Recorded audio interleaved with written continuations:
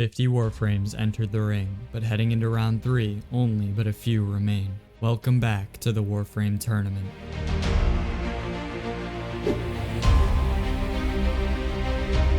Good morning, ladies and gentlemen, and welcome back to the channel. If you're new, my name is llBonkll, and today we complete round 3 of our ongoing community-voted Warframe tournament bracket. If you'd like to catch up before we jump in, I'll put a card in the top right over there that should lead to the playlist with the previous 2 rounds. You may want to check out at least one of those previous videos. The reason for that is I've already talked about each of these frames extensively, and most of the info or opinions I would have to offer would end up being repetitive for those that are keeping up with the tournament so far. Instead of giving my usual brief explanation of each frame and their capability in this video, I'll instead be mostly just showcasing the community opinions in the form of the comments, and talking about those instead. So what's actually going on here? Well, let me get you in the know.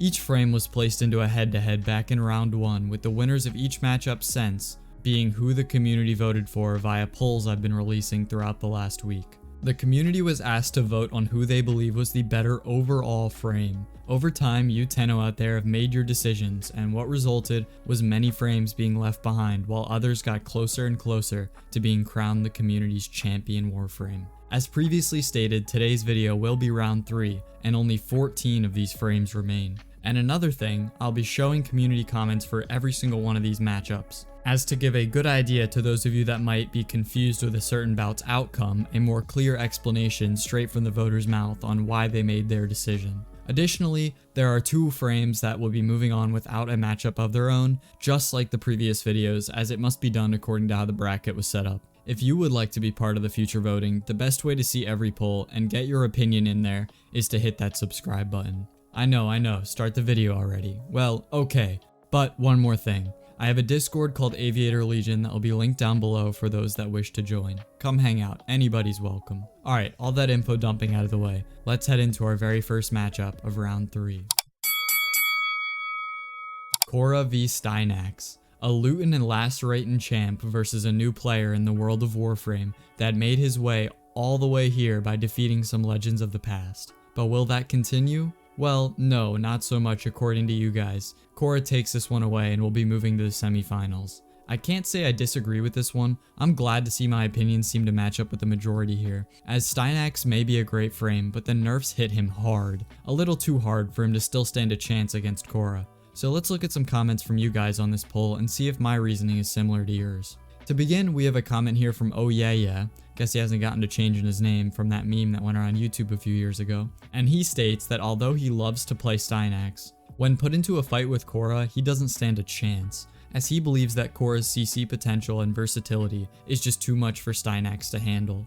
As well as that, Khora also has access to pilfering Strangledome for the sweet loot, and Stynax, well, he doesn't have that, and I agree with him fully here. This is a good representation of my main reasons why Stynax will easily lose to Khora, that being Khora's better versatility in general and Sty getting that nerf. Another comment here from Brother Nucleus goes to the point of how Sty even got here. Although I think Sty is powerful, Nucleus says that Sty is overrated because of the fact that he was given out for free. And I mean, it's true. You gotta think that some of these frames that have won, or even those that have lost, have had some bias behind that decision. And that bias being specifically the kind that results from ownership of a frame or lack thereof. There are many frames out there that people just don't want to suffer to obtain, and a frame being given out to every player for free will definitely help build their fan base pretty quickly, and get a few extra votes thrown their way purely because people have actually tried them. Our very last comment before we move on ahead to our next bout is from OMoreTV, simply stating that after the nerf, Sty doesn't stand a chance. Once again, a simple but very valid point, and the nerf is for sure an attributing factor in Khora's dub here. In fact, it's probably the biggest attributing factor, as he used to be so much stronger before that. And so, Khora will be moving on up to round 4, or what I'll be calling the semifinals in this video, and Stynax, although making it much further than I initially would have thought, is going to be stuck in round 3, eliminated from the tourney. Let's move on to a matchup of 2 of the most widely loved frames in the game, and see who the community truly loves more. Wukong vs Mesa. A monkey and a cowboy walk into a bar. I didn't write an end to this joke. I guess the cowboy shoots the monkey or something, cause that's how this poll ended up, with the Wild West aimbot simulator taking it away. To my surprise, as I definitely thought Monkey had much too big of a fan base to ever lose. I'm glad to see Mesa take this one away though, as I personally believe she is one of the strongest frames in the game. But did you guys agree? Let's look at some commenters' opinions. Starting with one from Errit, someone who has made an appearance as a commenter in all 3 of these videos so far, and he surprisingly went with llBonkll. Keep in mind, this guy's a Irelia main, so it's not like he just goes for the easiest frames to use. And his reasoning is simply llBonkll's mastery over death itself, and being pretty much immortal is just too good not to pass up, even when a crazy powerful frame like Mesa is your opponent. Valid reasoning. I of course would have went Mesa, but I'm glad to see some opinions from the other side. That being said, let's look at a few that sit over in the Mesa side of the camp and see what they think. Well, I'm sorry to say there isn't much reasoning stated as to why Mesa should have won. There's plenty of comments that could talk about Mesa's side, but most of them are not what I would say are very detailed. A more vague opinions make it harder to understand your point of view. And when I say vague, I mean pretty much useless when it comes to comprehending their decision making. I'll throw up a couple on screen to prove it. Yeah, I mean we have our first one here that says pew pew frames go burr. Yeah, I mean Mesa does do that. Our next one here, we got Monkey, sorry I had to. Valid. Third one takes skill, the other is llBonkll. Now this comment, I'm gonna disagree with, because let's be honest here, it's not very hard to click 2, click 4, hold down your left click, and spin in a circle. And finally, our last comment on Mesa's side is one that just says Mesa main for life. And alright man, you do you. Don't get me wrong, I'm fine with comments like these, but for the purpose of these polls, I was hoping for a little more oomph, if you know what I mean. Nonetheless, Mesa will be heading into the semifinals, and Monkey will surprisingly be the one left behind this time. Free pass frame number 1 time already, boys, and who might it be? Well, it's Ash. The translucent terror himself will be granted a pass onto the semifinals. A powerful frame, and I can't wait to see how his semifinal match ends up. Anyway, back to the non-easy pass frames. Our next bout is Nidus, the parasitic, tentacle-looking monster versus Baruch, the monk that definitely does not follow a non-violence rule. I am mad at you guys for this one, to be honest, but it's probably just bias talking. As you can all see here, Nidus is actually the winner. Don't get me wrong, Nidus is incredible when it comes to his scaling potential. But come on guys, Baruch make big red number. The reason for my bias on Baruch's half is I've put 3 Archon crystals into mine so far, and he has become absolutely nasty. So yeah, mine's OP, and that definitely makes me want to pick him. But again, bringing it back onto the point here, Nidus is the winner. So let's look and see if you guys can convince me with some comments. Brother Nucleus makes his second appearance with a comment that states that although he loves Baruch, he believes that Nidus' scaling is just way too strong to not grant him the win here. Okay, but like, red number? Okay, ignore me. Whose opinion's next? Karaya. I think I learned how to say it this time. A returning commenter from last round reiterates their previously mentioned lack of Fortuna experience, so they haven't played Baruch. But they also say that they've heard good things, only going with Nidus in the end is their choice because of the scaling stacks. So I think these 2 comments show pretty clearly the main reason for Nidus' win, that being his scaling potential, and I mean a lot of people don't have Baruch. But there are plenty of comments here that just wanted Baruch to win like me, so let's take a peek at some of those people's comments. JT Mac is our first Baruch enjoyer that gets his opinion in here. He states that this is a great matchup, with both frames needing to do some kind of setup once in game. Nidus with his stacks, Baruch with his meter. But he went with Baruch just because of his overwhelming power in the steel path. He does say that Nidus is also great, but his more stationary playstyle doesn't match with how JT likes to play, so Baruch ended up, getting the vote. The second comment I'd like to show is from GGVGG, who I'll just be saying GG from now on. And he talks about how with the right setup, Baruch is just way too strong with mad red crits and very little effort involved. I like it. Red crits means big damage equals win. So, good opinions there, GG. There was actually a lot of great comments on this poll, but I think I showed some of the more important ones to get the point across from both sides. And with that, let's plop Nidus on into his place in the semifinals and hold a candlelight vigil for our monk with the power of the red crit punch, Baruch.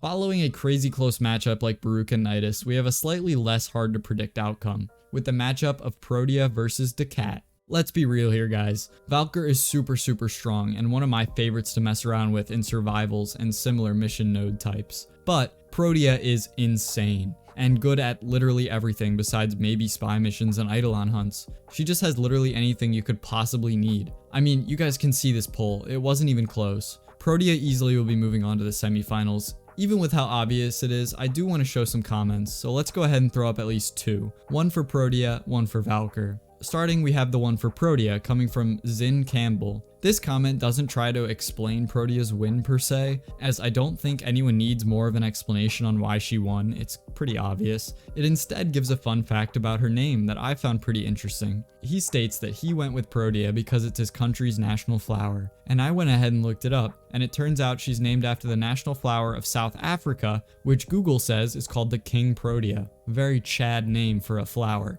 Pretty interesting. Alright, let's look at a comment from someone who really wanted llBonkll to win, but also admits to a strong bias because of llBonkll being the frame that carried him when he started. This comment is pretty long, so I'm gonna do my best to try and summarize. He speaks to Val's hidden versatility as his main point, and the fact that if you know how to build and use her, she gets nutty. Like a build for interception, or even he says that with the enraged mod, he takes her into Eidolon hunting. And okay, I can see her being good with the right build and investment, but so can every other frame, so I'm not really sure if that's enough to give her an edge over someone as truly powerful as Protea. And with both comments out there, I'm gonna go ahead and slap Protea into the semis and move on ahead to our next round. I'm sad to see llBonkll go, but I'm not surprised in the least.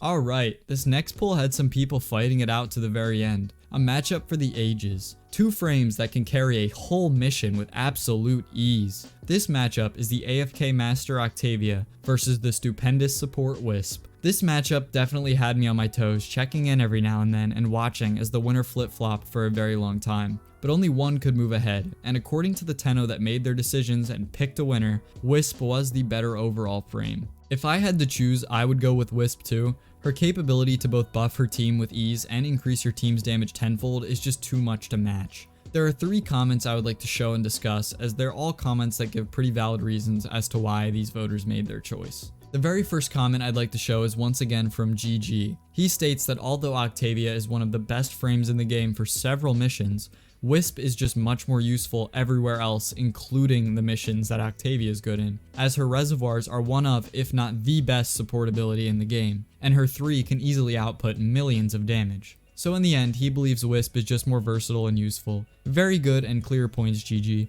and you'll notice a few of these points are a staple in other people's reasoning moving forward. Our next comment comes from Bruh here. He also states that Wisp just has too much viability in any level of play and in every mission type. He also states that although Octavia can boost speed and multi-shot, it relies on a Tenno controlling Octavia to play a spammable song to increase the chance for a buff proc, and sometimes that can get pretty annoying. Whereas the moats are always just there, and all you have to do is pull an Inaros and stand still. So, as you can see, we have a running theme of Wisp's cracked versatility. Finally, we have a comment from a name I know I will butcher, so I'm not even going to attempt, and they state that Wisp is unrivaled in the utility she brings to the table. And Octavia's bonuses require a trigger in the form of a beat, where Wisp's reservoirs once again are always just there, easily giving out these bonuses with very little effort. So Wisp did take it away, and it seems that the two main big boy reasons as to why the Master of Music has been eliminated are Wisp's versatility and ease of actually attaining the buff she gives out. So, Wisp, get on into that semi-final box, and let's move on ahead. We're now arriving at our second frame granted a free pass onto the semi-finals. This frame is Gauss, the speed demon himself. I'm glad to see him get a pass here, as he definitely is powerful enough to deserve it. And well, we'll have to see if this pass was granted to the right frame when we get to the semifinals. Good luck, Gauss. I know there's some dedicated players out there in my audience, so he has a good chance. And here we are already, arriving at our very last bout of the third round. So who will be our last semifinals contender? Well, this matchup was another that didn't really give a fair shot to one of the opponent frames. This bout was Nyx versus Zaku. I think it's almost funny to see these two go up against each other. I mean, it can't just be me that knew Nyx would get pummeled. And don't get me wrong, Nyx is stronger than I initially believed, but not even close to as strong as Zaku with the right player behind them. Zaku is just too incredibly strong, and although this channel has caused a lot of people to start being very biased towards Zaku because of the meme type way he's usually introduced in these videos, he is in fact a very strong frame, and almost 100% more powerful than Nyx, no debate. There's one comment I'd like to show here, and I think it's a good view into both sides of the debate, as it points out strengths for both Zaku and Nyx. This comment once again comes from the skateboard main and ecological scientist, Erit. His comment concluded that although both are premier armor strippers, Nyx has better CC and is a little more unkillable, whereas Zaku has a gargantuan amount of killing power over Nyx and is so much better at clearing rooms of ads. And clearing ads is literally most of Warframe, guys. He also said that Zaku break box good, just, you know, had to add that in there. Great points as always from Eret, especially the box thing, and I'm glad to see that Nyx's strengths weren't just thrown aside, and he was able to explain why, although decent, Nyx is defeated by Zaku here. So there he goes, Zaku heads on into the semifinals, beating out Nyx to no one's surprise. And that also marks the end of round 3 of the Warframe tournament. llBonkll, don't think I didn't see your blasphemous comment. Can't believe you don't know who the best frame in the whole game is. That out of the way, this is the completed round 3 bracket, everybody. And as you can see, there are some interesting matchups on the way for the semifinals video. Make sure you don't miss getting your vote in. Thank you everyone for watching, and I hope you enjoyed. Once again, if you'd like to be part of the future voting and get your 2 cents into these bouts, the best way to see every poll is to subscribe. If you did enjoy the video, leaving a like would be incredibly appreciated, as it does help get this video out to more people. Also leave a comment of who you think is going to take away the champion spot of the whole tournament, as we are getting closer and closer every single video. Thanks again for watching, play Zaku 24/7 to cure any ailment, and good night.